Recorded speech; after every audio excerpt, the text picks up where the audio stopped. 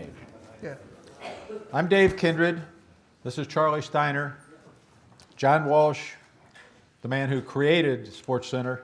Vince Doria, the managing editor of ESPN SportsCenter. He perfected it. And David Brodsky, senior coordinating producer of ESPN. The title of this is The Evolution of ESPN SportsCenter.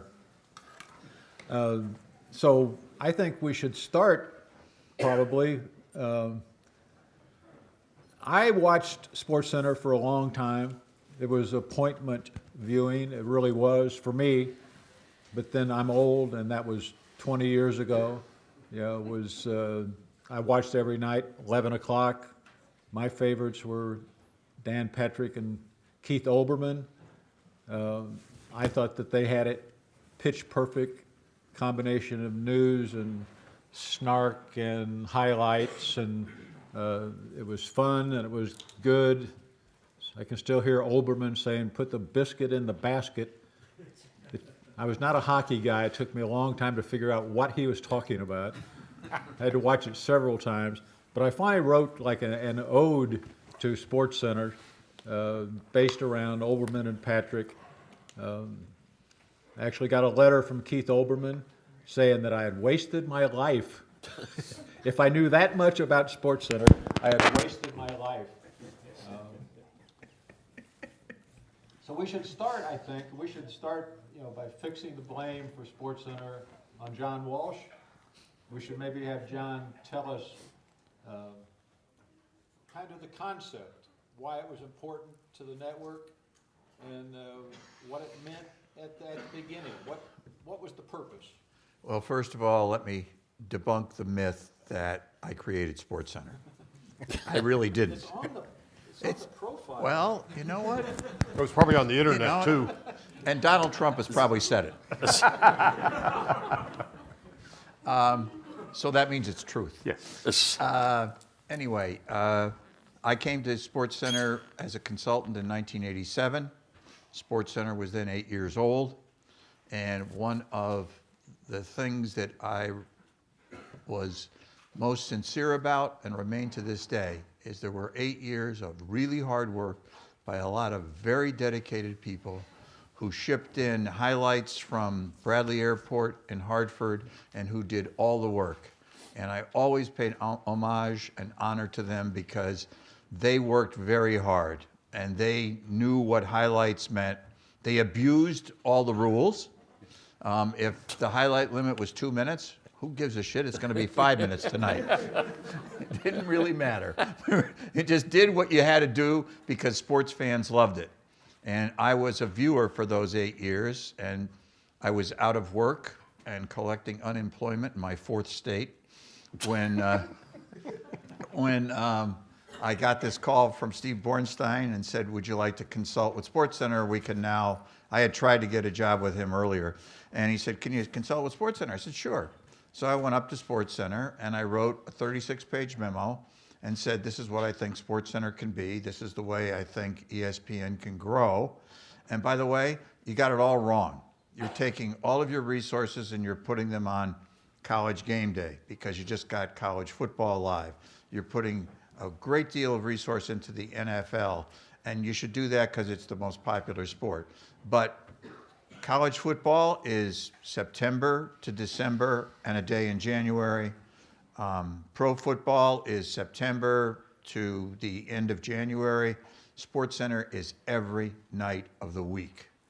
And put your resources into a daily show and make it the gathering place for sports."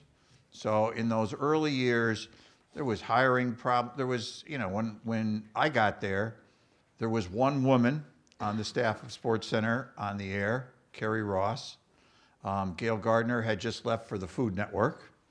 And the staff was meager, and there was a fellow, my partner was Steve Anderson, Dave Anderson's son, whose name has been mentioned here a couple times. And God bless, Steve Anderson taught me about television as much as I could possibly learn. And it was really a partnership with Steve, and we wound up falling into the news business.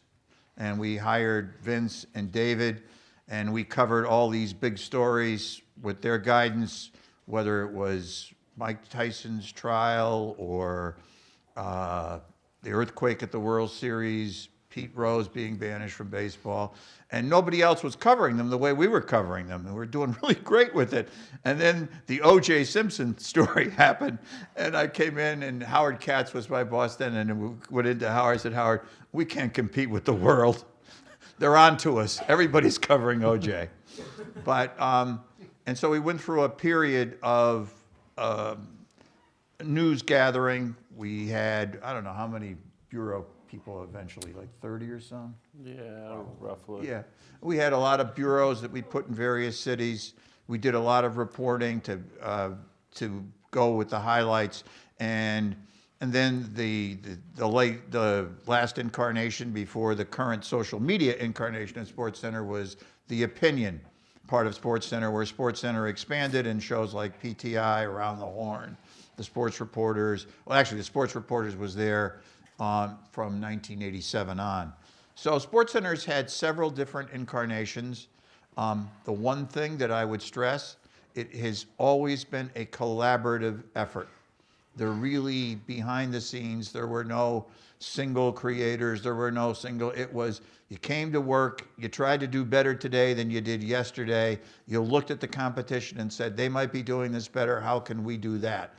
And it was the DNA and the culture of SportsCenter was to try things that were new, learn from our mistakes, and pay attention to what's going on in the media.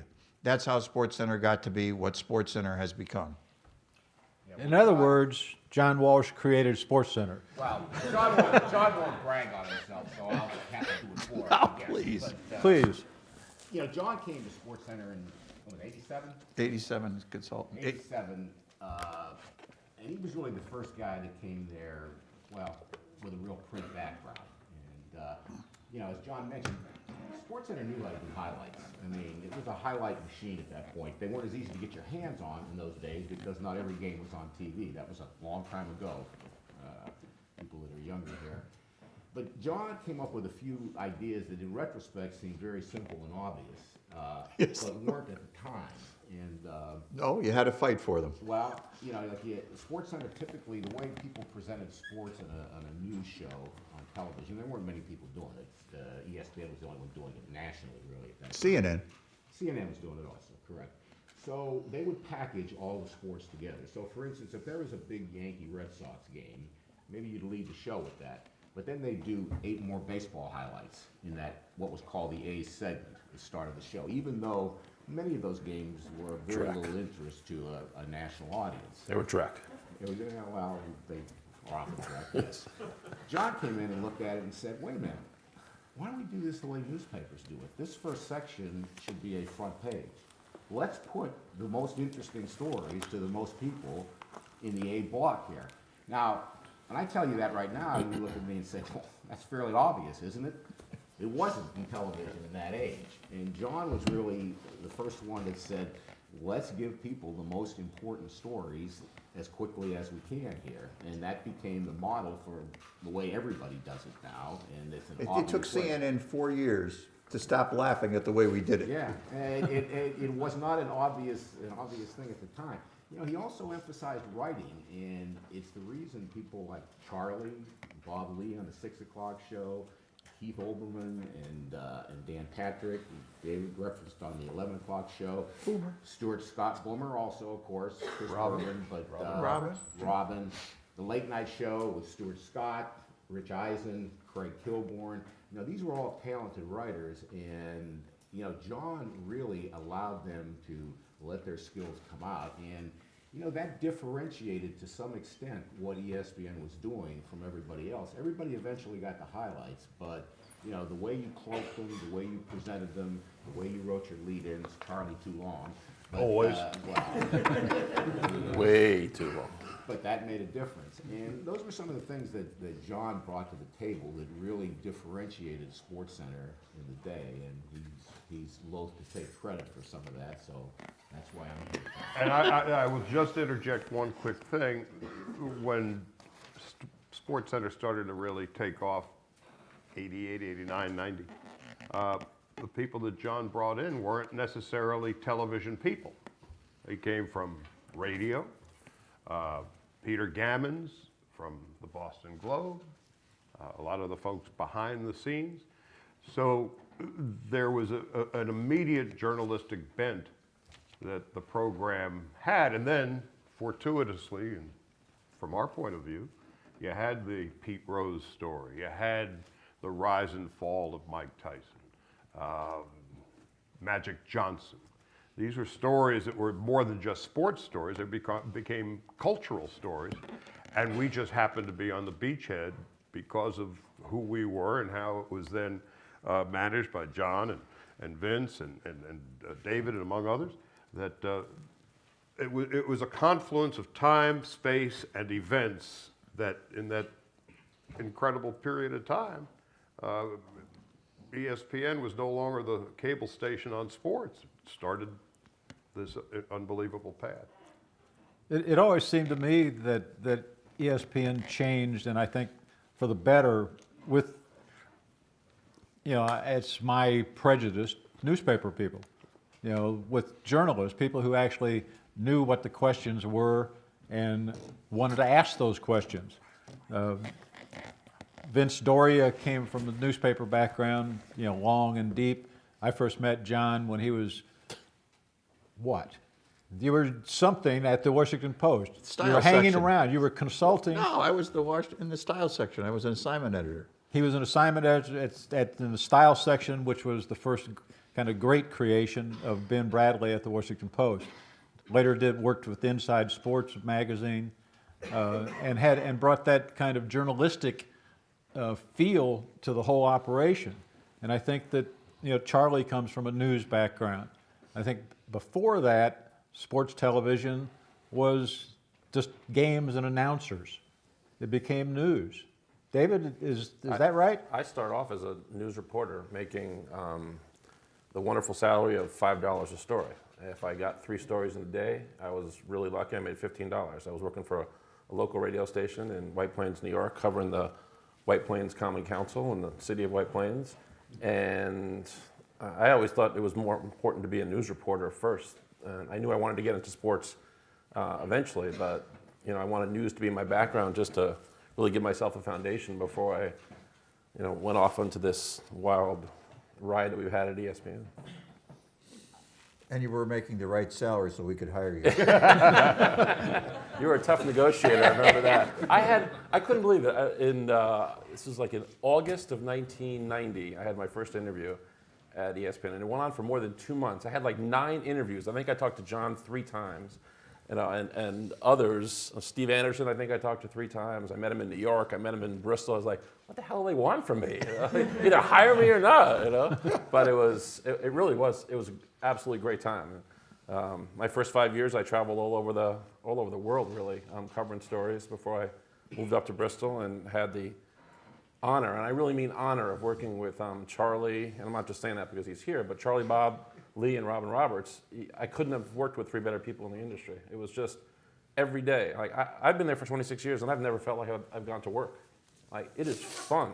Seriously, you laugh, but it's true. Like, it was a blast. You looked forward. We had a meeting every morning at 9 o'clock, and that was the best part of the day.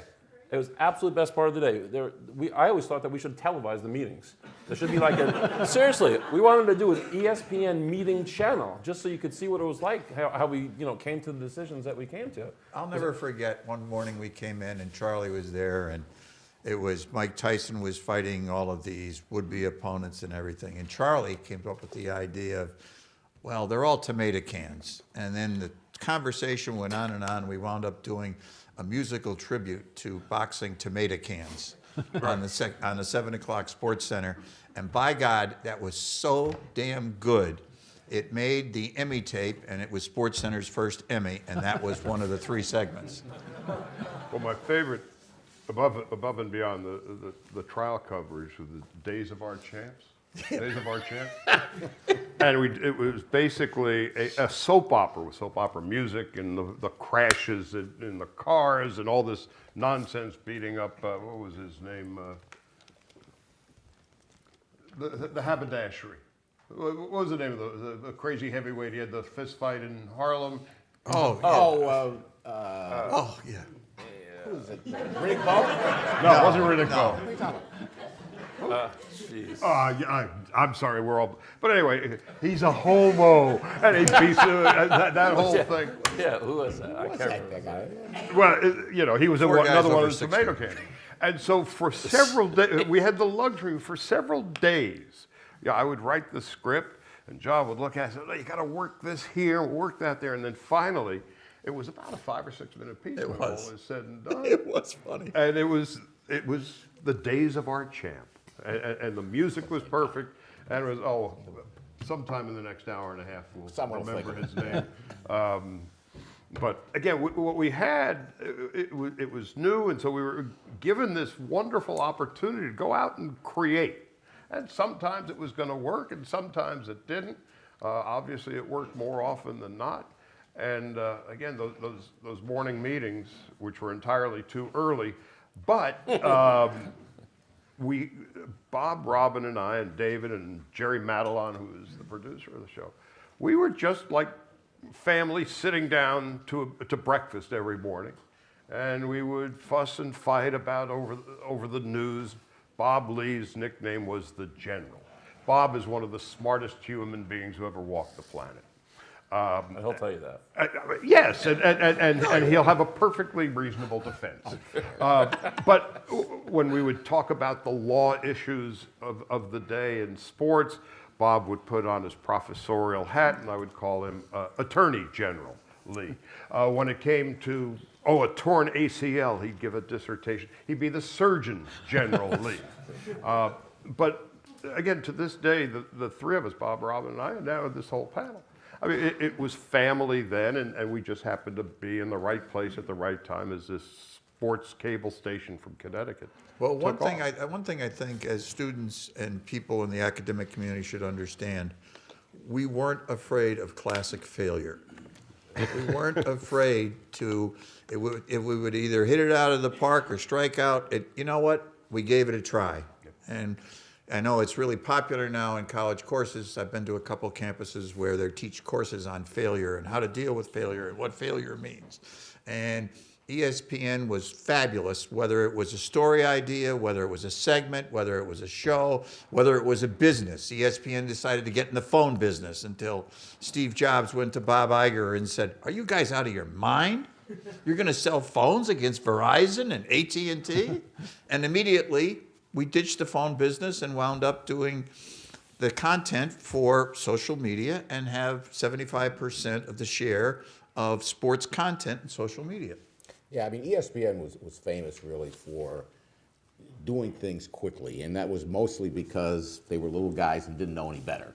And typically what would happen is, while a lot of networks would maybe plan for months to start a show or start a new initiative on the air, we'd do it in a couple of weeks and then fix it as we moved along, or maybe kill it if that's what it took, but typically you would put something out there and then start gauging viewer reaction, start seeing what worked and what didn't work, and we would tweak it and fix it and massage it as it evolved on air, and we were able to get away with that without anybody putting us out of business, I guess. So it was always part of the DNA of the place, I think. And it was really great because we never made any money. Right. So there was no competition. ESPN existed for 32 years before there was a legitimate competitor, because who wanted to go to Bristol, Connecticut? Who wanted to have a cable network that broke even, basically? And it was the insightfulness of a president, Steve Bornstein, who had a meeting of the senior people one day in 1992, and he just said, "We can't just be a cable network. We got to do other things." So we got a radio network, we got ESPN2, we got ESPN News, we got what was initially ESPN Net, which eventually became ESPN.com.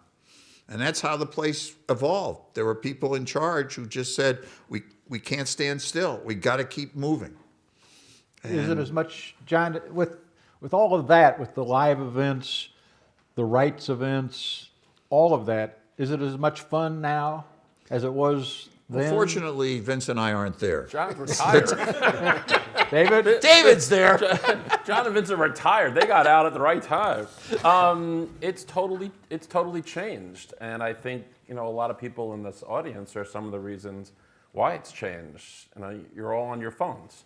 Probably not right now, hopefully, or hopefully you're paying attention to what we're saying. But the advent of the phone has completely changed the television business. I have 4 nephews who are either in college or out of college, and I use them as a focus group a lot. They want what they want immediately. They don't want to wait for it.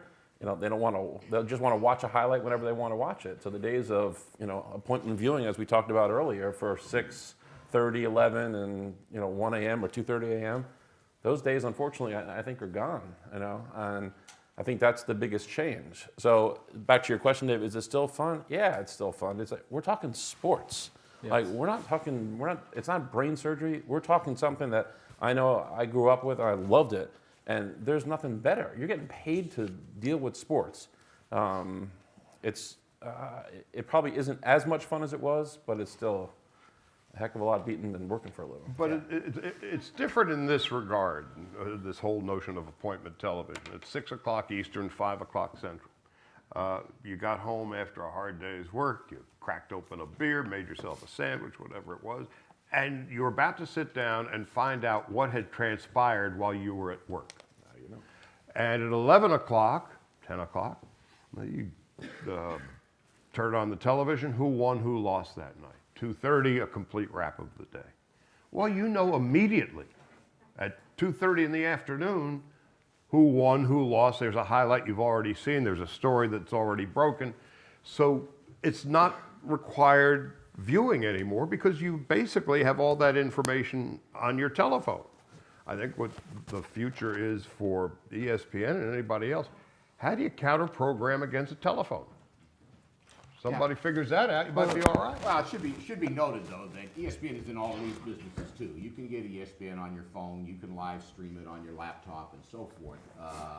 When you read stories about diminished subscriber base and so forth at ESPN and other cable networks, that's all true.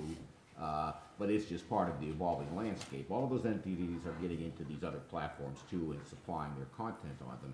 The issue really right now is, can you make money on these platforms? And that's where everybody's struggling really, because as much as you're using your phone and using your laptop and so forth, a lot of times the process of paying for that material is not obvious and so forth. So, this is the challenge moving forward because the landscape is going to change.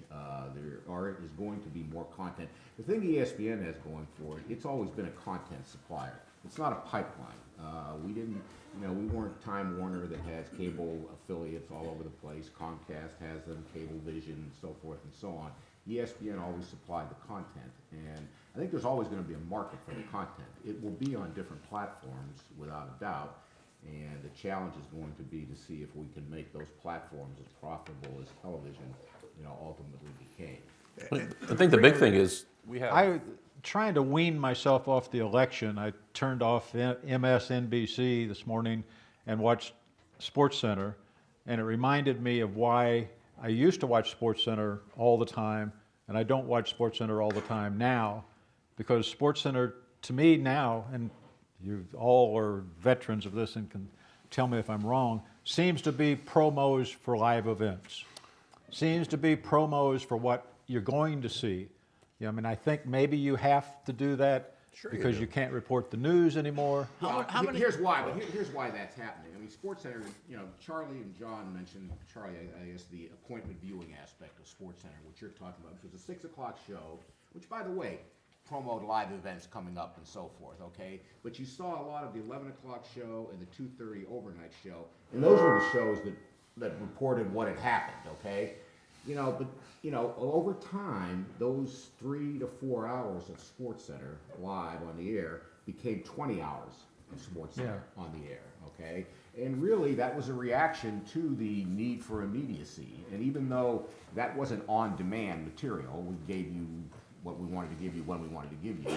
Now, all of a sudden, instead of having to wait until 6 or 11 or 1, you could turn on SportsCenter at 2 o'clock and within an hour get everything you wanted, okay? But there's not there's not enough news happening over the course of a day to give you what you want there and so forth. It's the same reason that, you know, if you watch the 24/7 news channels, news is about this much, talk is about this much. There's a lot of talk about the news.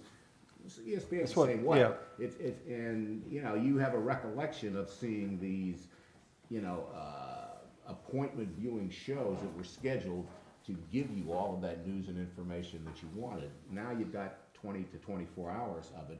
You can get whatever you wanted, but there's a sameness to it. Yeah, but what's lost, and why there shouldn't be a sameness to it, what's very basic to what's going on, and it gets lost with appointment viewing and social media and attention span and everything else, is storytelling. And it was interesting in the political campaign, I read a story last week that all humans have 3 basic needs: food, sex, and storytelling. Which I thought was, That middle one goes away. What's for dinner?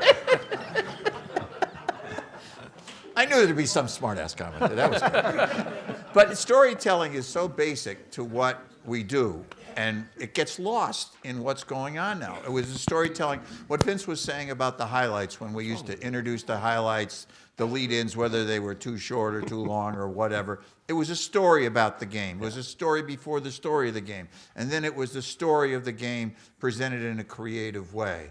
And it doesn't matter. And there are so many stories out there. Now we live in the age of bloviation, and it's all, you know, blogging and argument, and it's just this age of meanness. And now we have a dictator-elect who is the emperor of insult, and you know that's basically what we're living with Hope you're not quoted in on our that, Joe. world. I'm with him. Your stuff's getting tweeted out there right now all over the place. You know, just so you know. Speaking of whatever it was you were speaking of, bloviation brings to mind Stephen A. Smith, which brings to mind the fact that SportsCenter, at 6 o'clock has now been moved to ESPN2 to make room for Stephen A. Smith. No. So at First Take at 10 o'clock in the morning, starting on January 3rd, we'll be moving from ESPN2 to ESPN.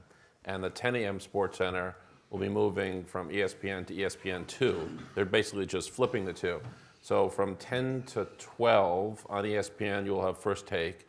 And then from 10 to 12 on ESPN2 will be Sports Center, and then Sports Center will come back over to ESPN for the second half of the show they call Coast to Coast now from 12 to 1. Got all that? Makes me feel a little better. But here's what's happening. Here's why some of that is happening. This is the way programming is heading, whether you like it or not. You know, SportsCenter was unique for its time when it was first envisioned, when John developed it and so forth. Nobody else was doing it, okay? And nobody was able to get the immediacy of their cell phone or their computer and so forth and so on. But eventually other entities started doing this, okay? And while I think ESPN still does it better than anybody else, it's not that much better, okay? Other entities have highlights. Other entities can present the news stories. Other entities can talk about them, you know? What that has bred, and talk radio is a part of it, is sort of the cult of personality in programming. And if you look at the ESPN2 schedule and then sort of the late afternoon ESPN schedule, you'll see Mike and Mike for 4 hours from, 6 o'clock to 10 o'clock. You'll see First Take for 2 hours. Stephen A. and Max Kellerman now. His and Hers is on at noon right now. Two people, Michael Smith and Jamel Hill. On into, in the afternoon, late afternoon, PTI with Tony and Mike, Around the Horn, Sports Nation, Dan Le Batard. These are all shows built around individual, sometimes personalities, okay? And what message that's sending is, this is the only place you can get these personalities. You can get the highlights someplace else. You're going to get the news someplace else. And given the immediacy of that business right now, if you have a news story, everybody has it within 30 seconds, okay? Now, whether you like these individual personalities, that's the trick, finding people that you like. Tony Kornheiser and Mike Wilbon, tremendously successful at 5:30.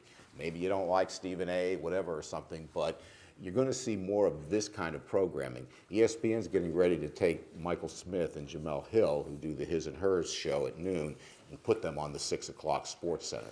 This is a sea change for ESPN, and it's an admission that personality is an important factor.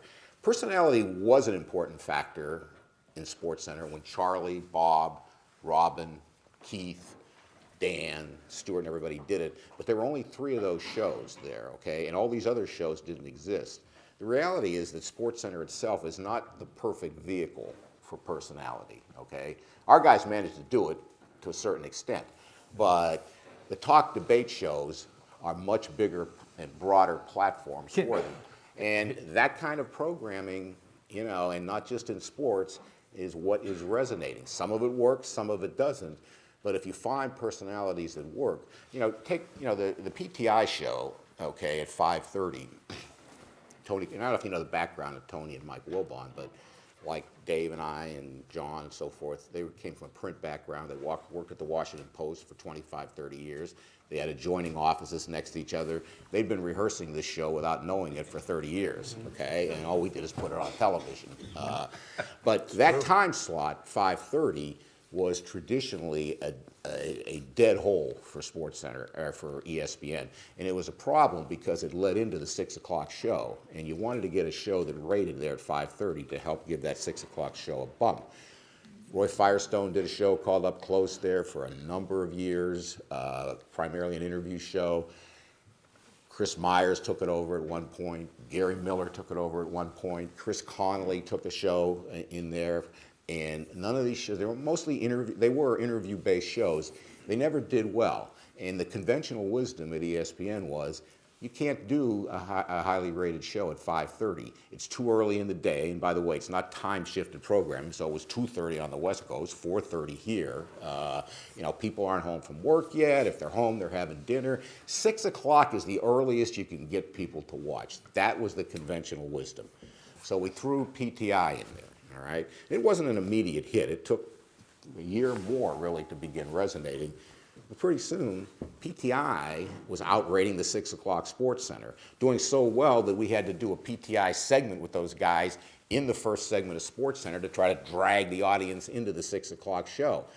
And Eureka, what we found out was, it was just the kind of programming you put in there and the individuals that you put in. If you found the right mix, took us 25 years to do it, I guess, but you know, it worked. And that, you know, those guys are the gold standard for this, okay? And that's what you're trying to create. If you can create, you know, half a dozen PTIs to program throughout the day, Tony, you can't get him to do more than half an hour. That's barely too much for him. He's got a radio show going too. But you know, that now is what differentiates all these networks. You know, everybody's got the news, everybody's got the highlights. You know, what each network has is individual personalities. And that's why, you know, FS1, which, you know, competes against ESPN, Jamie Horowitz, who worked at ESPN, a bright young guy, hiring people like Skip Bayless over there to recreate First Take, hiring Colin Cowherd over there, putting him with Jason Whitlock, all ESPN alums, okay, trying to recreate the debate type format and compete against ESPN. You might not like it, or maybe you do, but that's the direction it's going in. David? I just want to go back to something that Vince talked about a while ago now, since he went on forever.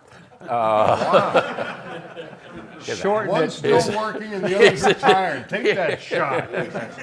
But I think one of the reasons... Everybody's in one of the the reasons, No, I know. You got to get it in now. One of the reasons I think why we've been as successful as we've been is the amount of planning that goes on at ESPN is unbelievable. The amount of meetings that you have to go to, yeah, sometimes it's just ridiculous. But I'll give you an example. Like, if you take a look, and it really shows just how good I think we still are.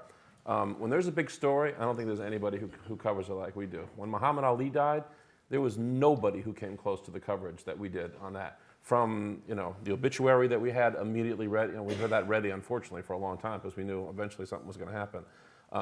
Just to interject, that obituary, and I'm going to let you go. That obituary was originally written by Dick Schaap, who was still alive at the time, and then taken over by his son, Jeremy, who eventually, you know, it had to be rewritten and tweaked as time went on, obviously. Jeremy interviewed me for that show like 2 years ahead. Yeah. Well, but that's the kind of planning that we do. So you had that piece, it was like 3 or 4 other pieces that we did on Ali, and then I've never been more proud of our coverage of his funeral procession was one of the most amazing things I've ever seen. So there is really, you know, nobody, and I can cite tons of examples like that.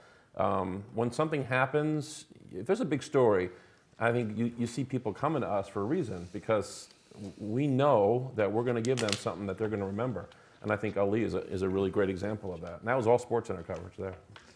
There's one fact here that I think people would understand what David and Vince are talking about and what Charlie's referred to.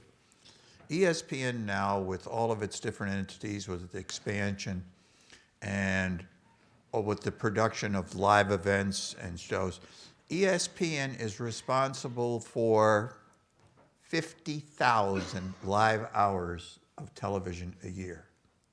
50,000 live hours. I think there's only like 8,000 hours in a year. But every year, ESPN produces 50,000 live hours of television.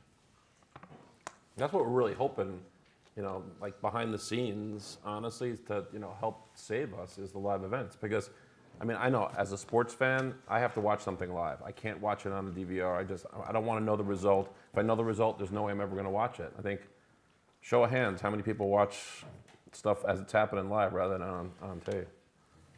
That's the answer. That was a hard one. Yeah, I know. I'm interested in the FS1. Is that a real competitor to ESPN now? So you're the one who's interested in it? Numbers-wise, at this point, numbers-wise, no. Okay, but I mean, is that their ambition? well, of course it is. yeah. And Oh, yeah. you know, the defining element of any of these sports channels, I mean, look, ESPN is successful. You know, all of us come pretty much from studio background, creating studio programming like SportsCenter, Outside the Lines, and so forth. But the big numbers, the big viewing numbers on ESPN are for games and the rights we hold. Monday Night Football, the college football playoffs, all of the college football games and basketball games that we have, MLB, NBA, and so forth. Those are what rate. These cable channels that want to get into this business need that kind of live programming. FS1 is getting some of it, primarily through Fox, who owns them and so forth, but they had a lot of the playoff games on there. They have baseball. They have college football and so forth. So for all of those would-be competitors, and FS1 is probably the most prominent one of them right now, it's all going to be about, you know, whether or not they can get rights. I mean, ESPN charges a subscription rate of about $7 per subscriber. The highest in the business of cable television by miles. I mean, by comparison, you know, the news channels like Fox and CNN might charge a couple dollars, okay, or something. One of the reasons ESPN, if ESPN didn't have Monday Night Football, okay, that number would be, I believe, probably cut in half, okay? If it didn't have Monday Night Football in the college football playoffs, it's a tough game, okay? So, you know, the battle for those rights and the amount of money that's being paid for them, overpaid for them really, because so many entities want to get into the business. You know, the hand-wringing this year over NFL ratings, which, by the way, gee, all of a sudden with the election of the World Series over, the Patriots game and the Cowboys game this past weekend did the highest ratings of the year. You know, that's how the money's made, really. And yes, FS1's a competitor, but they need more big-time live events to ever mount any kind of challenge against ESPN. We're going to take questions too, so be thinking up some questions for these people. And John asked me a question about phones. What was that again, John? I'm just Like curious. talking about college students. Yeah, your students here, how many people spend more than 5 hours a day on their phone? That's a lock. You talk about easy question? Come on. How many have tweeted while we've been in here? Really, only one. The others are all liars here, by the way. Don't get Vince in trouble. Yeah, you know about that. Yes, I do. Well, studying up for this today, I watched SportsCenter this morning and learned that there were things I need to know. I didn't know I needed to know them, but the screen told me I need to know them. It even told me that what time it was by seconds. And among the things I needed to know, and this goes, I think, to bloviation, of which I absorbed a whole lot of bloviation from the last 5 months of watching MSNBC. Did anybody else become addicted to MSNBC? No. Or I'm the one. You and Charlie. Anyway, one of the things I needed to know was that Larry Fitzgerald, this commentator, NFL commentator, I think it was one of the Hasselbecks, said no one has more targets. Jargon, meaning that I guess they threw the ball to Larry Fitzgerald more than they threw it to anybody else. Okay. And he also said, talking about Tony Romo and Dak Prescott, they did add 5 first-team reps to the quarterback. Whether that's enough for him is a question. The question to me is, what language is he talking? Then he also said, he showed a play, it releases the tight end through the 8 gap to put pressure on the will linebacker. I had no idea what he know was about talking that about, but apparently it's because I haven't watched enough of whichever Hasselback that was, talking about plays. But to me, that was on SportsCenter, but that's not the SportsCenter that I liked, and it seemed to be padding. It seemed to be trying to create a story where there really isn't anything. I can't believe that anybody watches that. Well, need to know, by the way, is a relative term.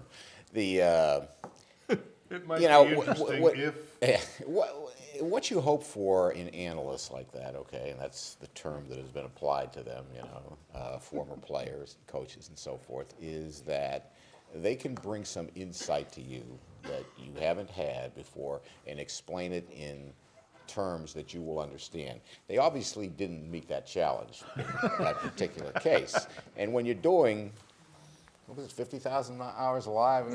When you're doing 50,000 hours of live television, okay, you will find I don't that need to happen. watch all 50,000. Well, I understand. I can It pick and appears, choose. fortunately for us, you're not.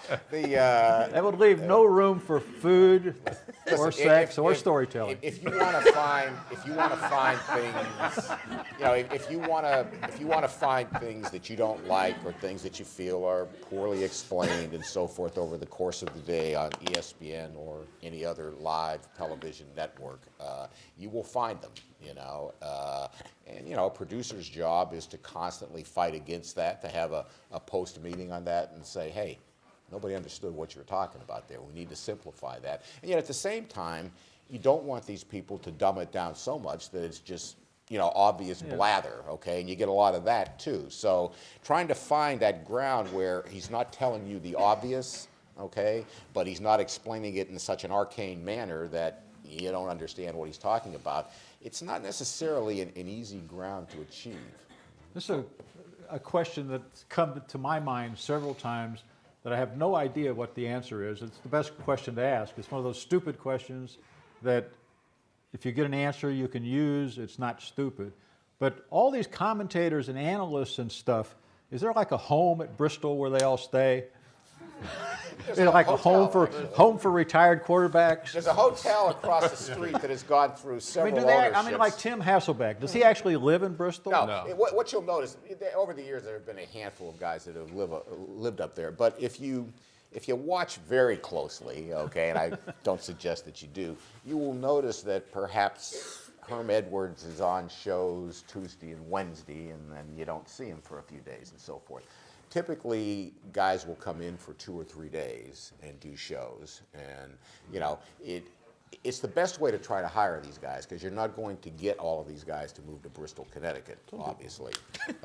Some people So have like- moved But to- there have been a handful of guys that have done that over the years, but primarily they're coming in to do 2 or 3 days worth of shows. So they're and commuting from Seattle or someplace? Absolutely. And yeah. you should know, Dave, there is a room reserved at the Marriott in Farmington. It's the John Gruden Spider Y2 Banana Suite.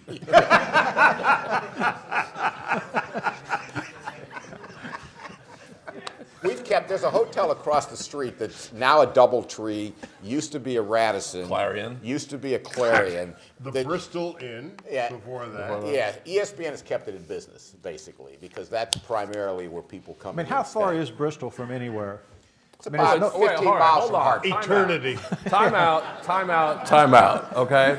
Bristol gets bashed a lot, but it really No. is I've a never been to perfect, Bristol. hold on. Oh, this All is I gonna know be is good. the It's a promo gr- is where the guys are kind of wandering around in the parking lot.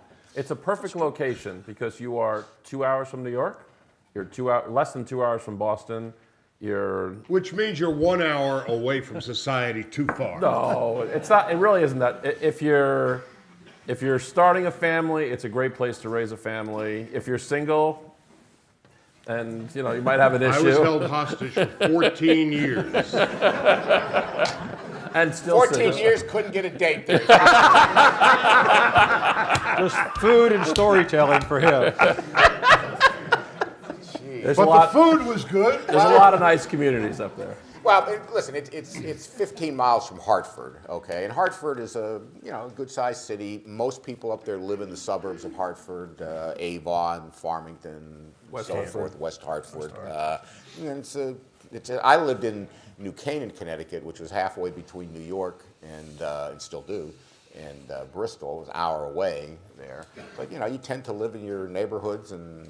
Was it a good place to set up all the giant antennas? Well, what Is that happened part there, of it? yeah, initially, yes. Like, the story of, the initial story of ESPN, it was started by a guy named Bill Rasmussen, who was a PR guy for the Hartford Whalers, which for you younger viewers here was at one time a team in the National Hockey League. No, WHA. Well, originally the New England Whalers. WHA, but then, Yeah, he was with the WHA team. he was with the WHA team, but they eventually became an NHL franchise. So yeah, he lost his job for whatever reason. He owned this little patch of land in Bristol, Connecticut, which actually was shielded by what's known as Mount Southington. It's not a mountain range, it's a big hill, okay? But it did, in those early days of satellite transmission, make it easier there. And he borrowed about $70,000 on his credit card and started ESPN. And his only original goal was these regional sports networks were surfacing at the time. Well, he wanted to put UConn basketball on the air, basically. That's what his plan was. But as he was coming up with this idea, someone told him, you put a signal up on the satellite, and satellite transmissions come in, it can be accessed anywhere. So he got this idea, I'll have this worldwide network, ESPN. And at the time, the letters stood for the Entertainment and Sports Programming Network. The entertainment part went out a long time ago, although we try to make it mildly entertaining for you. He started it. It was, a bunch of guys just, didn't have jobs, putting this thing on the air. I remember I was at the Boston Globe at the time. We covered the first press conference that they had. It was a laughing stock. They didn't have any rights to anything. They were going to put this show called SportsCenter on the air. What the hell was that? It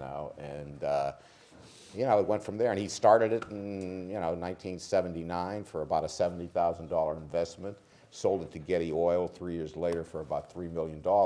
Chump change in today's world, but a nice turnaround for Bill Rasmussen.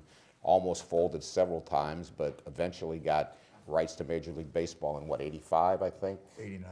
89. Well, NFL in 80. College football 86. NFL in and 87, and right. football and baseball in 89. 89, okay, correct. And that put them on the map, basically. Well, they had the NBA and college Had it, then basketball. lost it. And, yeah, they had it and lost it. They had college basketball was really the sport. Right. And they did Bob Lee and Dick Vitale. They invented the kind of jumping from game to game before CBS did. Yeah.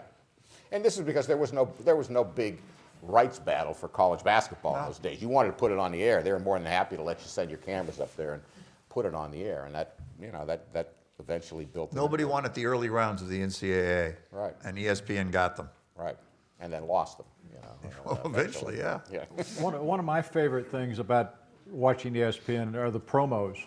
promos for ESPN, where the athletes come in and do those. The Sports Center ones, yeah. This Yeah, is those Sports Center. those things are great. You It know, used to be good. Do you all produce those, or is that a? No, they were invented. We got, when Steve Bornstein took over, he hired a woman named Judy Fearing, who was running our marketing department. And Judy Fearing was very much in touch with what we were doing. And she said, I'm going to get this advertising agency, Wyden and Kennedy, to come to Connecticut. And this guy, Hank Perlman, and 2 other guys stayed there, and they went in at 8 in the morning, and they stayed through the 2:30 show to get the spirit of SportsCenter, and they wrote the original This is SportsCenter commercial.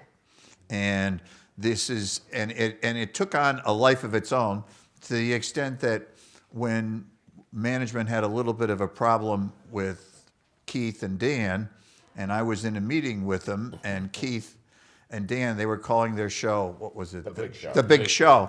And so I got pretty angry over a weekend just saying, I don't want to hear a Big Show. This is SportsCenter. And so we got in a fight in my office. I'll never forget it. And Keith just said, what do you want us to say? This is SportsCenter? That'd be just good. And that's how the title came. This is SportsCenter. What happened was when I first got there, again, there was a new group of people, and it was journalistically oriented, and Steve Bornstein famously said to us in a drunken state at a Christmas party in 1989, in a perfect world, I'd have dancing bears and gorillas do SportsCenter and just have the ESPN logo behind. We didn't want anything to do with personalities. And he turns to Boomer, Chris Berman, the late John Saunders, and he says, but you have screwed it all up. So then, all of a sudden, there are these 3 guys standing in back of the Sports Center. What year was that? When the commercials began? 91? It was early 90s. Early 90s, yeah. So there are these 3 mysterious guys who are just standing in the back. We had no idea what was going on. It was like midnight. It was mid-90s. I came to Bristol in 95. Okay, so whatever year it was. And then one day we're called into a meeting, and there weren't very many of us who were anchoring at the time, maybe 12 or 15. And in walked these guys, Hank and who was the other guy?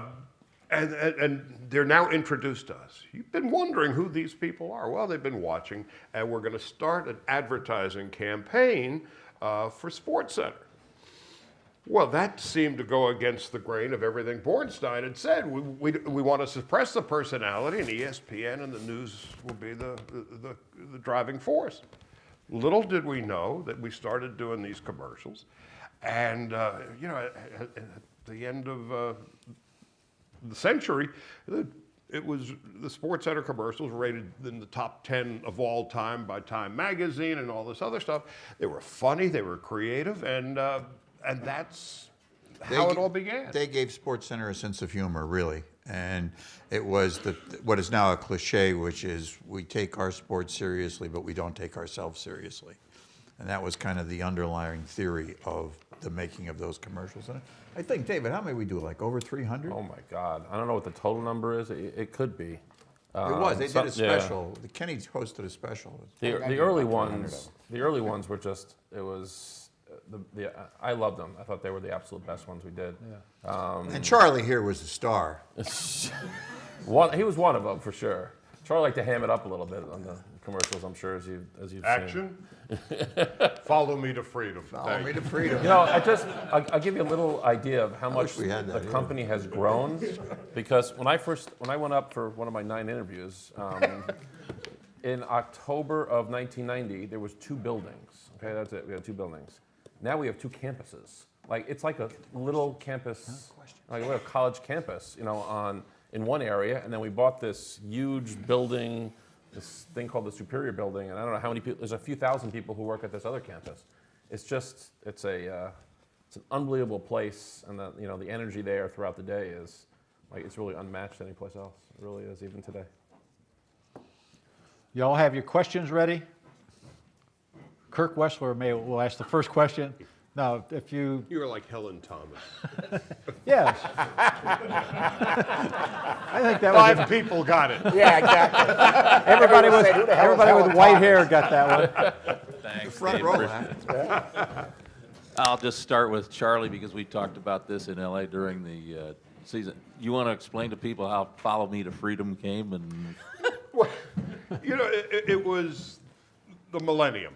It was 1999, and there was much concern: were the computers going to shut down? Was the country going to shut down when 1999 turned to 2000? And the premise was that's exactly what was going to happen. And Mark McGuire was beating the hell out of a computer, and all these it was Dan and Kenny Mayne. The lights went out, but everything's going to be just fine. Oops, and then all hell breaks loose. And at the very end, the payoff was Follow Me to Freedom. But a couple of things happened. One, the day that we taped it by scene, so it was not like a continuous shoot. It's about 3:30, 4 o'clock in the afternoon when it's my turn to do that thing. Dress up like a fool. Well, no, but I'd done that at noon. So all day I've got Indian war paint on my face getting ready for SportsCenter. Nobody looked at me twice. It was okay, fine, just another day at the office. So now it's about 4 o'clock, it's time to go upstairs, and I walk into the bathroom, see the mirror, and said, holy shit, I've got Indian war paint on my face for the last 4 hours. And so we go up and do about 3 or 4 different lines. I'll lead you to the underground, brothers and sisters, and this and that, and then finally, Follow Me to Freedom. And then that was a pretty good payoff. Wyden and Kennedy, who John mentioned, did those wonderful Nike spots. And you remember Tom Glavine and Greg Maddux, Chicks Dig the Long Ball. It was the same basic premise with a payoff line. Spike Lee and Michael Jordan. Right. Yeah. And so it's spring training the following year. So I guess it's 2000. And I'm in Orlando, and I'm sitting with Glavine and Maddux, and we're having this friendly but funny screaming match. Which line would last longer? Follow Me to Freedom or Chicks Dig the Long Ball? I leave it to others to make the decision as to who did or didn't. But it was just one of those lines that they tried, and it worked, and it lived. Here you go. My question is, do you guys think like the SportsCenter today, like reporters and people on TV are on like a little shorter of a leash with what they can say, as opposed to maybe when you guys were there with just kind of the way the world is and social media and things like that? You're the only one still there, David. I don't know if there's a leash.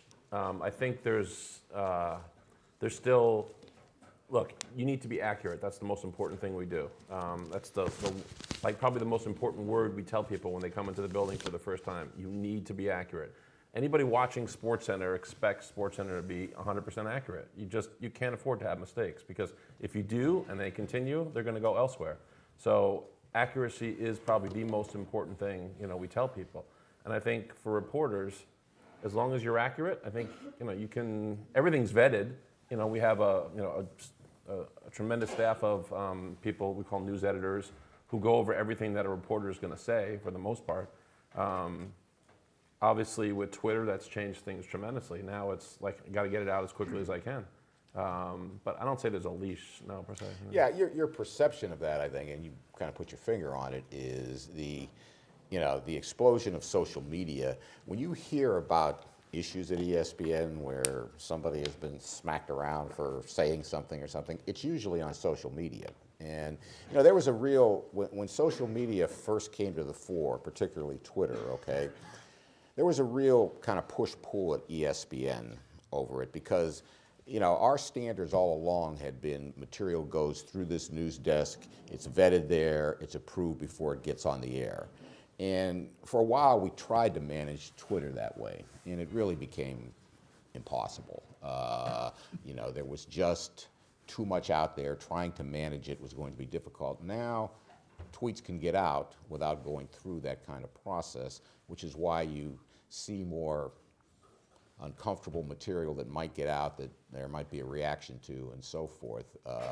I don't think the leash is any tighter. I just think the funnel for unvetted material getting out has opened up a bit. Not on the air, not on television, but on social media. I think you have to trust the people that you have working for you.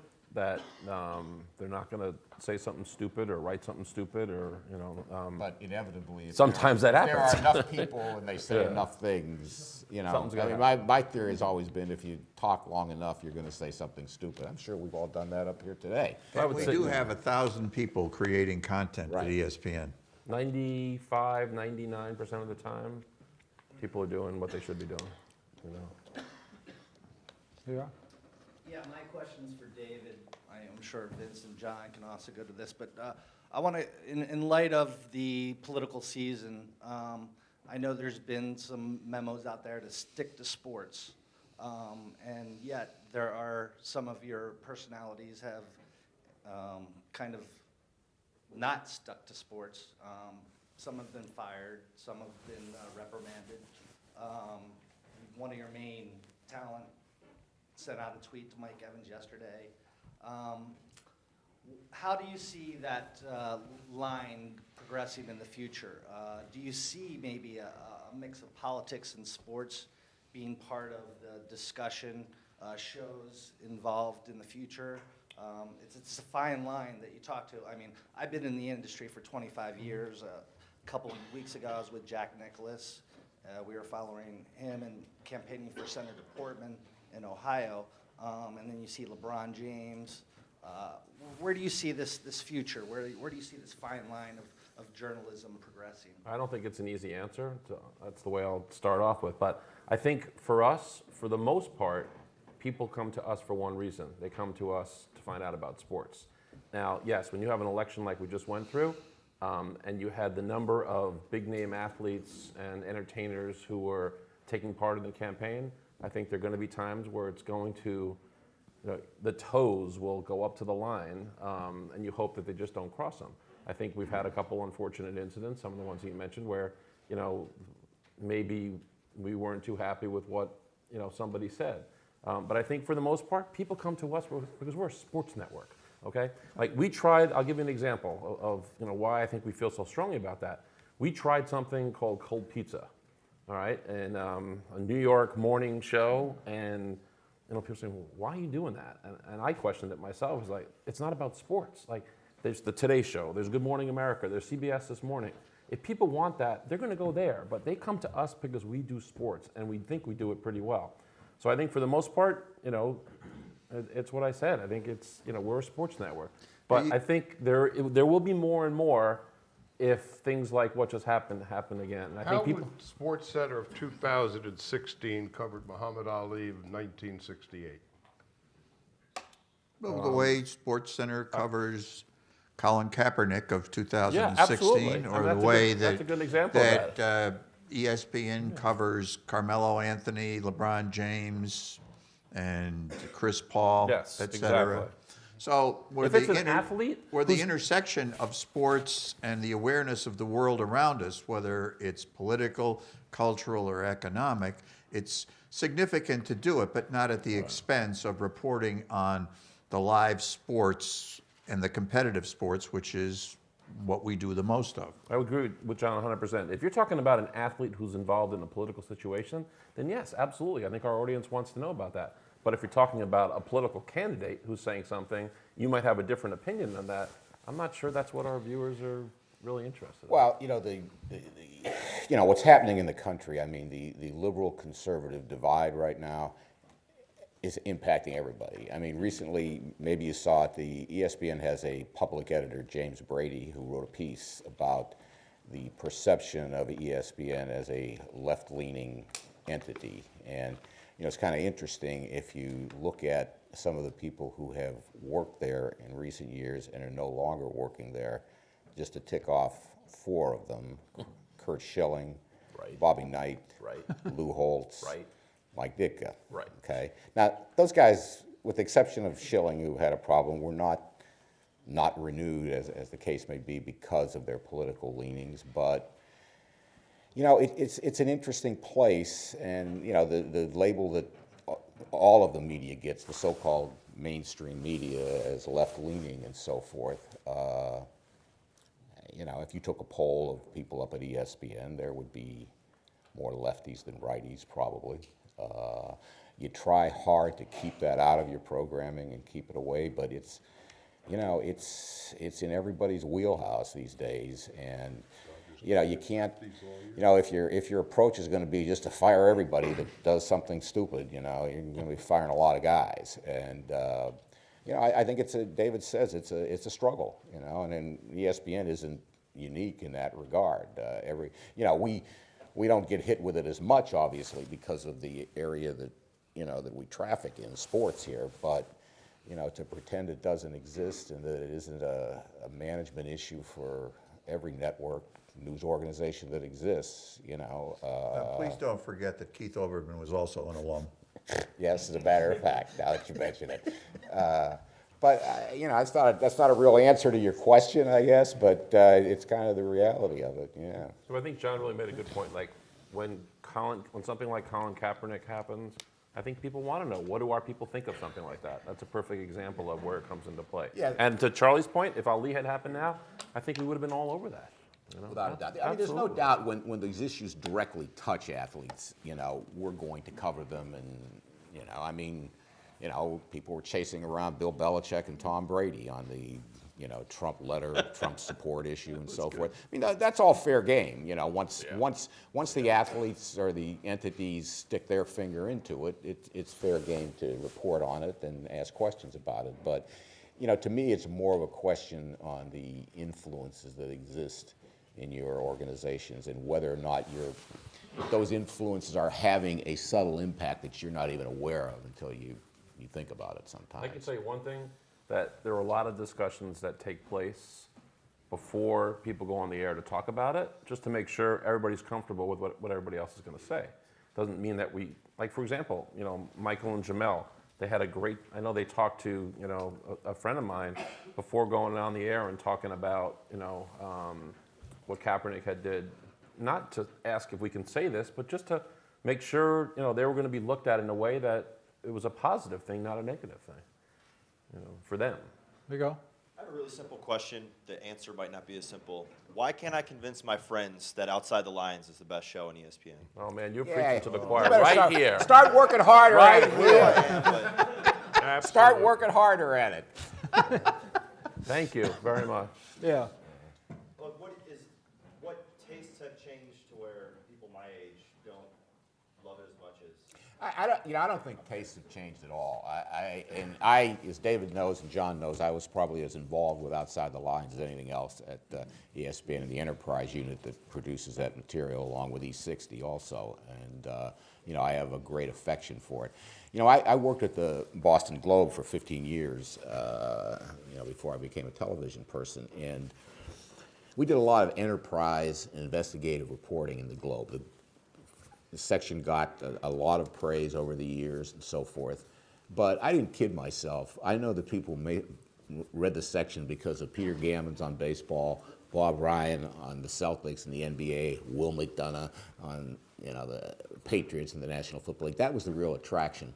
The difference between, what I found the big difference in going from print to television, in print, once you sold the paper, you did your job, and the Globe was a dominant paper in its market. Everybody read it, and I had no doubt that a lot more people were reading about the Red Sox and the Celtics and the Patriots than were reading some of the great enterprise and investigative work that we did. But you sold the whole package. The paper was successful enough that it, you know, and smart enough to devote the resources, money, people, space to the sports section and so forth.